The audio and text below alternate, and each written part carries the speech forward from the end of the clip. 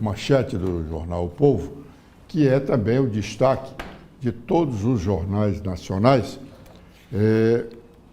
porque todas as atenções da política nacional hoje continuam voltadas para o julgamento no Supremo Tribunal Federal do ex-presidente Jair Bolsonaro e alguns dos seus ex-ministros, inclusive militares das mais altas patentes da Marinha e do Exército, dentre outros.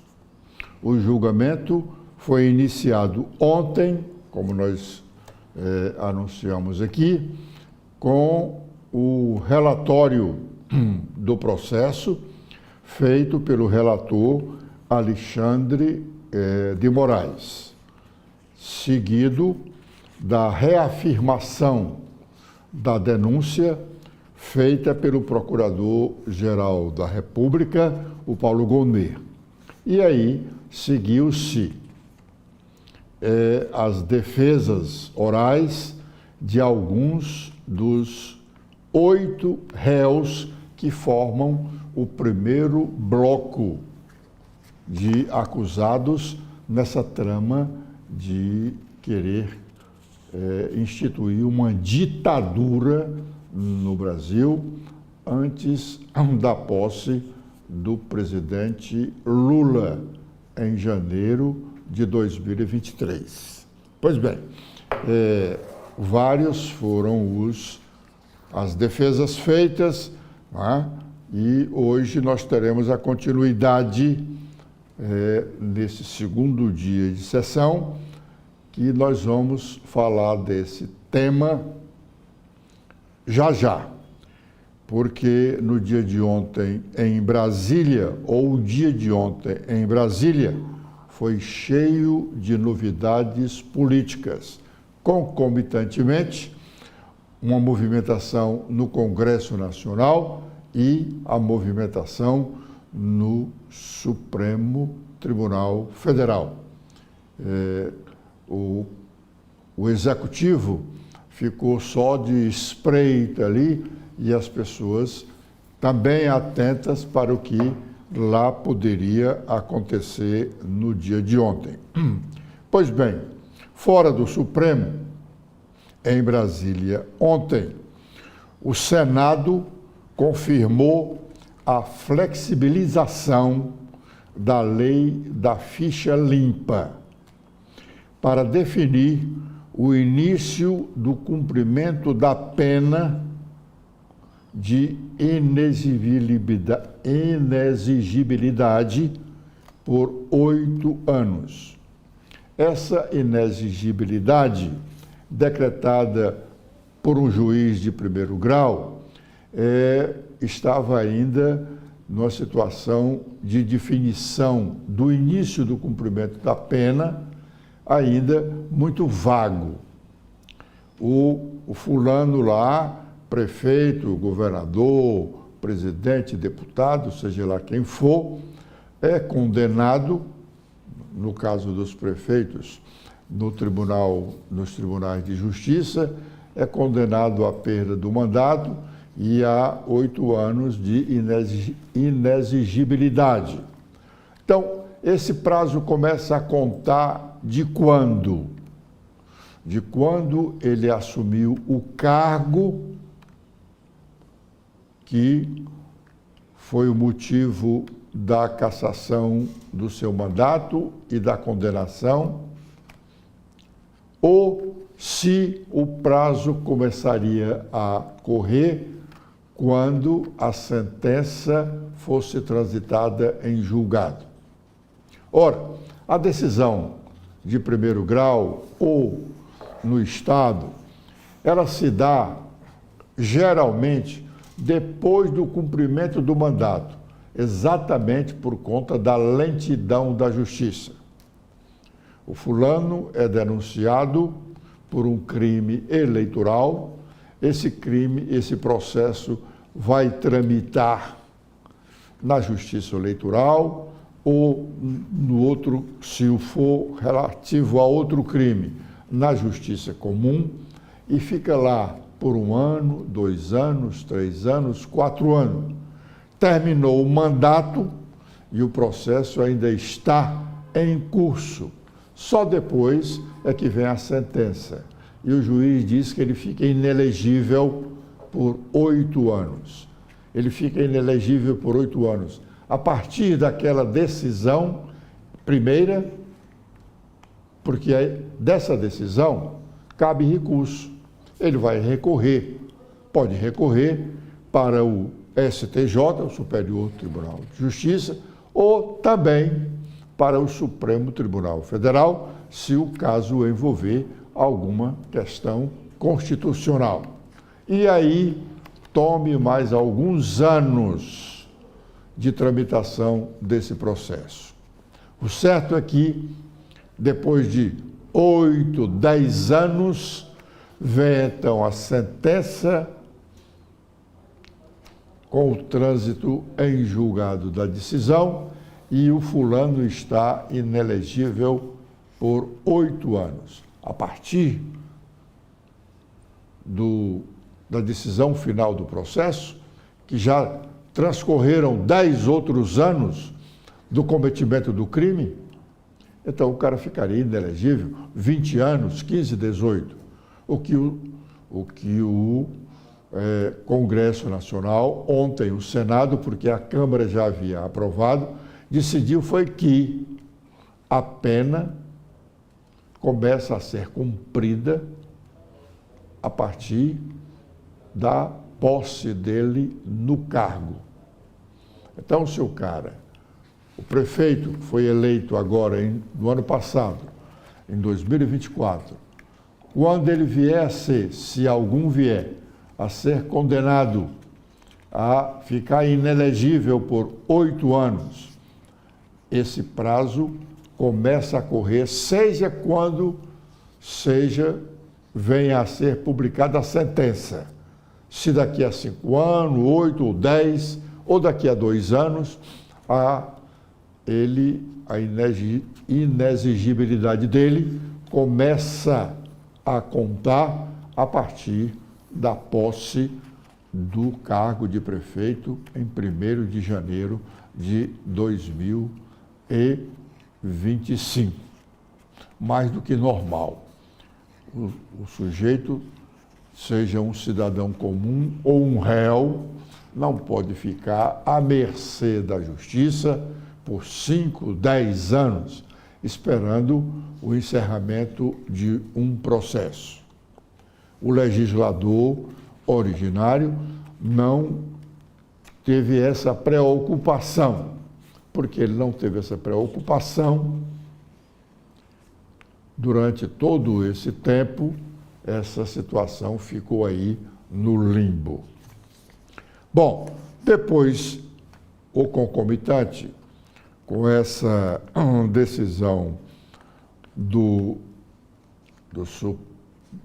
Senado Federal, aí veio uma grande movimentação na Câmara dos Deputados, que envolveu dirigentes de partidos e até governadores de estado, como o governador de São Paulo, que foi a Brasília ontem, especialmente para tratar dessa questão, que é a tal lei da anistia para os envolvidos no quebra-quebra das sedes dos poderes legislativo, executivo e judiciário, há 2 anos.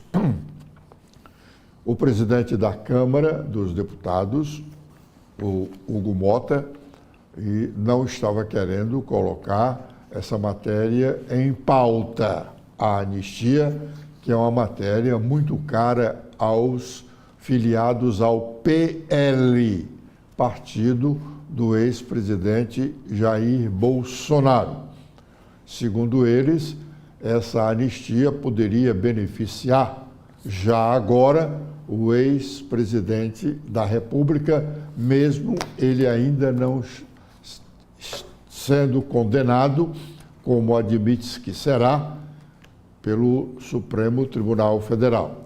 Pois bem, a anistia, essa negociação sobre a votação do projeto de lei avançou muito e há quem diga que há o compromisso do presidente da Câmara dos Deputados, Hugo Mota, de colocar essa matéria em votação logo depois da conclusão do Supremo Tribunal Federal sobre esse processo que envolve o ex-presidente Jair Bolsonaro e várias figuras que o auxiliaram no seu governo na presidência da República.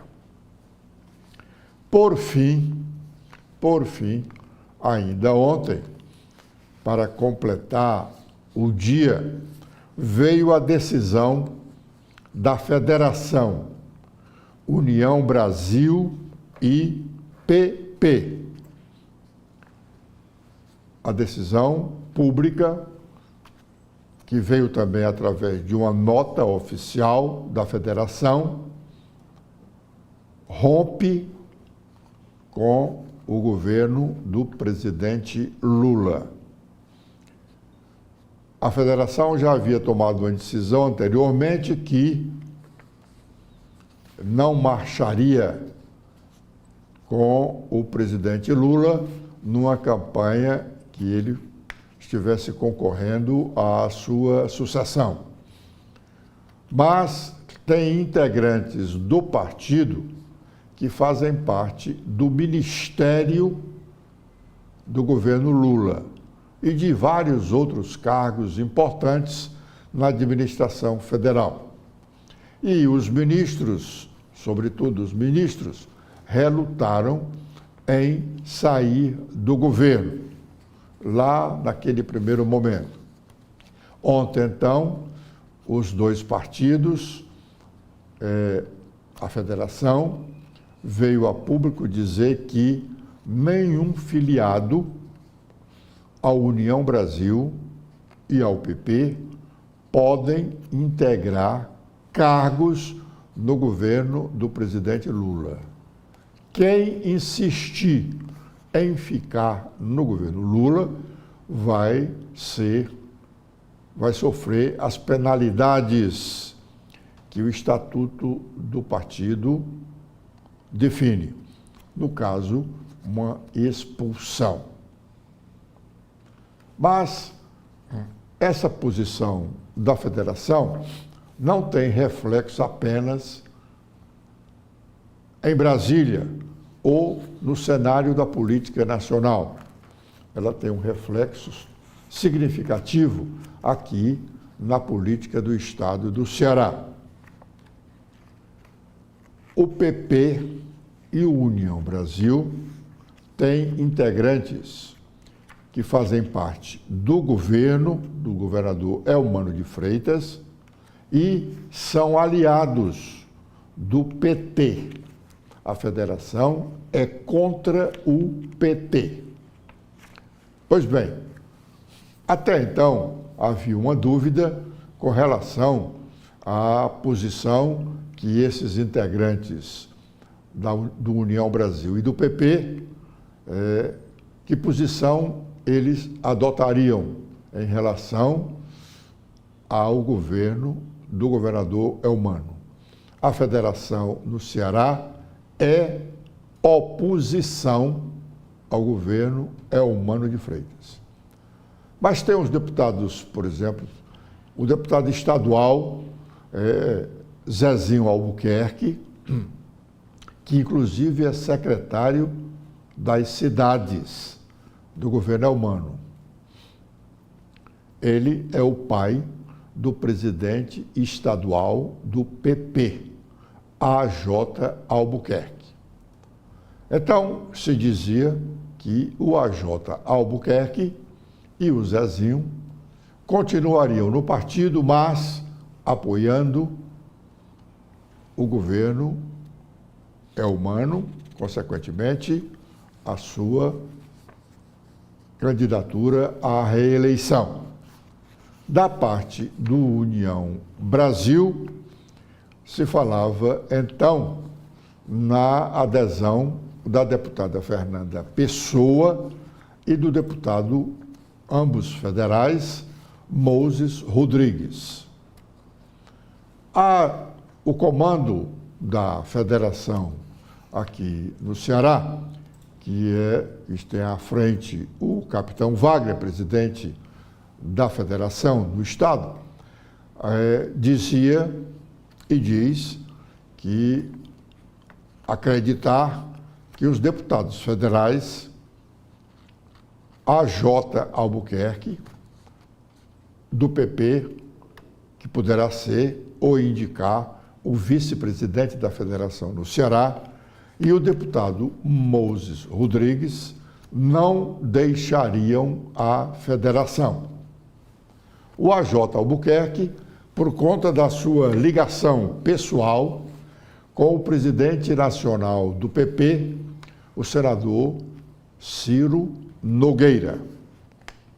E o deputado Moses Rodrigues, porque, ficando na aliança de apoio ao governador Eumano de Freitas, seria engolido em Sobral, onde tem o seu maior colégio eleitoral e onde o pai é prefeito da cidade.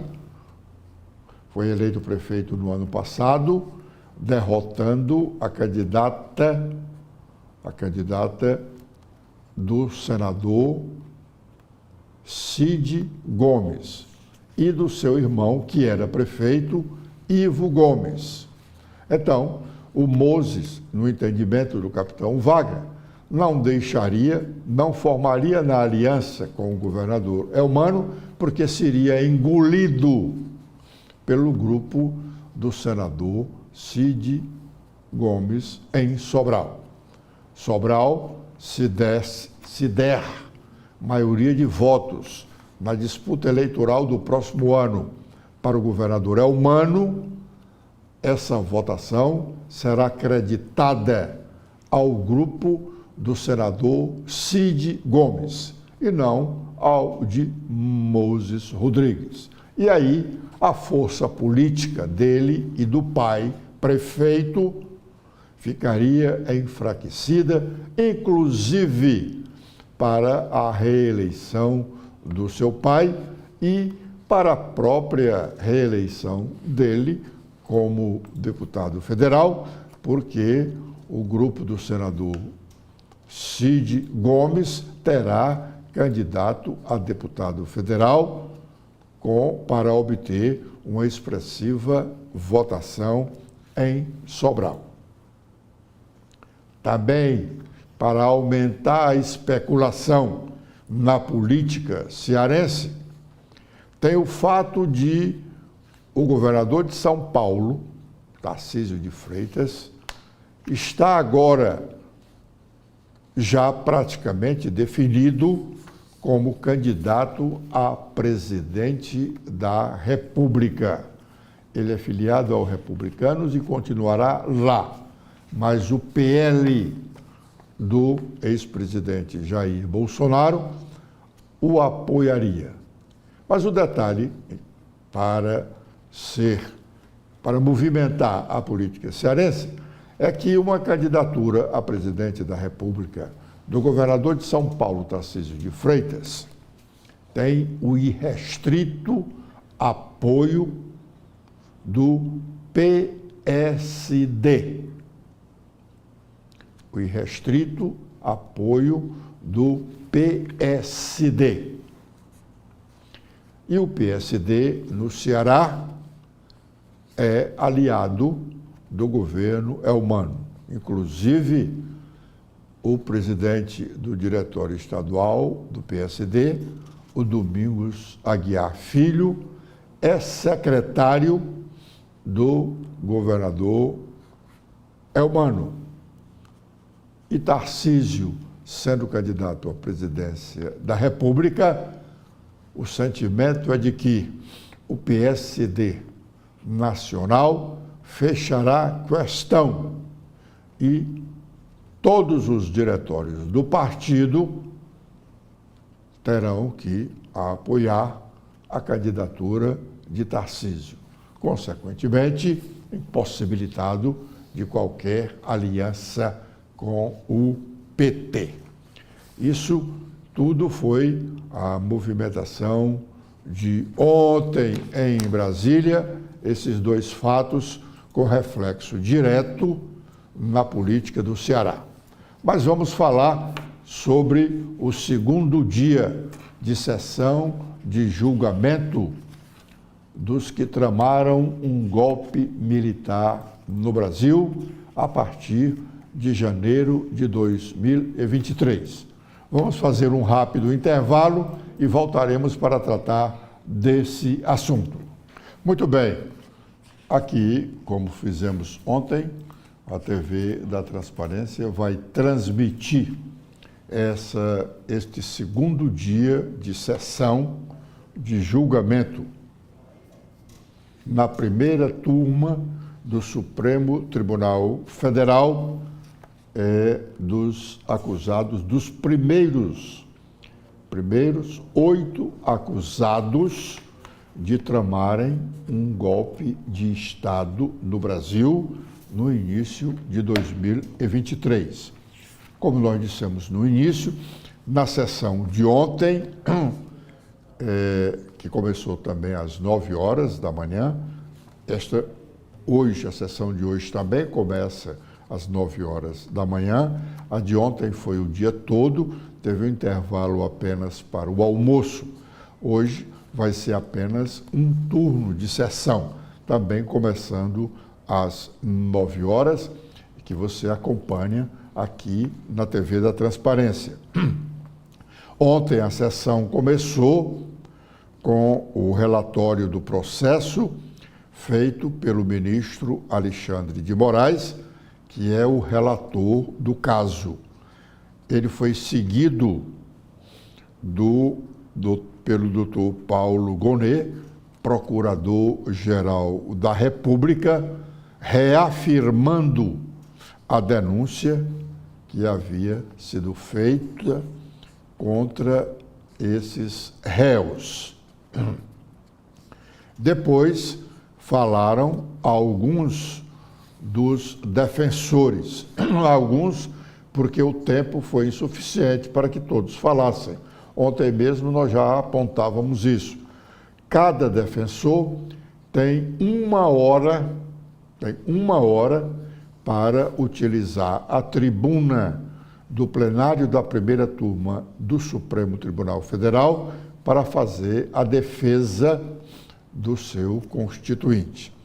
Ontem, então, depois que o procurador Paulo Gonet reafirmou as denúncias, então falaram os defensores dos réus, Tenente-Coronel Mauro Cid, que é o delator, o defensor do réu Alexandre Ramagem, do réu Almirante Almir Garnier e do réu Anderson Torres. Cada um tinha direito a falar 1 hora. Nem todos falaram 1 hora. Alguns falaram bem menos. Mesmo assim, a sessão terminou já quase no início da noite. Depois de o ministro Zanin, presidente da primeira turma, consultar aos demais ministros se poderia continuar com a sessão ontem ou suspendê-la para continuar hoje.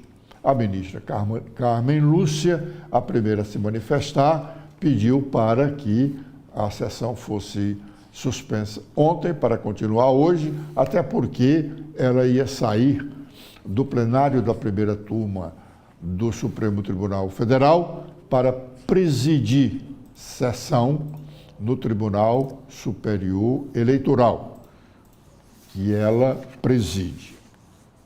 Hoje, nós temos a parte mais importante dos debates, porque, embora esse núcleo de 8 acusados, 8 réus, seja considerado o núcleo cabeça, Mas desse núcleo cabeça, os pensantes dessa cabeça são realmente o ex-presidente Jair Bolsonaro e o general Walter Braga Neto, que está preso já há alguns meses em um dos quartéis do Exército no Rio de Janeiro. Também vão falar os advogados defensores dos generais Augusto Heleno e Paulo Sérgio. Mas, sem dúvida, suscitará mais atenção a defesa do ex-presidente Jair Bolsonaro. Já já nós vamos ter imagem lá da sessão, que será aberta dentro de alguns instantes, lá no Supremo Tribunal Federal. Já já nós vamos ter imagem, porque nós vamos repetindo, nós vamos transmitir esta sessão de hoje, como fizemos na sessão do dia de ontem. Então, é importante acompanharmos a defesa do ex-presidente Jair Bolsonaro, porque o que se admite é que ele é o que terá a pena mais dura. A pena pode não ser a pena máxima, mas será a pena mais dura, que também poderá ser decretada para o general Walter Braga Neto, que o general Braga Neto tem uma atuação política já há alguns anos. Ele chegou, inclusive, a ser interventor da segurança pública no Rio de Janeiro, no governo Michel Temer. E no governo Bolsonaro, ele foi ministro da Segurança e foi o candidato a vice-presidente na chapa de Bolsonaro nas eleições de 2022. Braga Neto, além da acusação